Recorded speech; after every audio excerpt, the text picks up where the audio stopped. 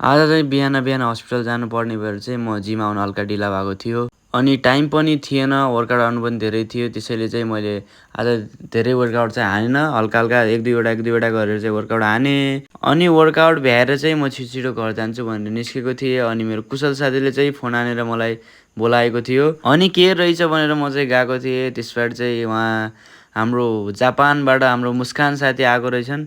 अनि उनलाई भेटेर म चाहिँ घरतिर आएँ। त्यसपछि चाहिँ म सिधा घर आएर खानासाना खाएर क्याफेतिर लागेँ। दिनभरि चाहिँ बिजी थिएँ। अनि म साँझ चाहिँ 8 बजे क्याफे क्लोज गरेर चाहिँ घर आएँ। त्यसपछि म चाहिँ पल्टेर न्युज हेरिरहेको थिएँ। हजुरहरू सबैलाई थाहा नै होला, हाम्रो यो भोटेकोसीमा बाढी पहिरो आएको। अहिले चाहिँ पुरै सिङ्गो नेपाल नै एउटा शोकमा डुबिरहेको छ होइन।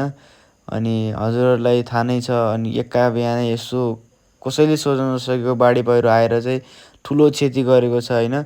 मान्छे कयौँ हजारौँ मान्छेहरू सम्पर्कविहीन हुनुहुन्छ अहिले चाहिँ। अब कयौँ मान्छेहरूको लास भेटिएको छ, कयौँ संरचनाहरू गएको छन्, कयौँ मान्छे घाइते हुनुभएको छ।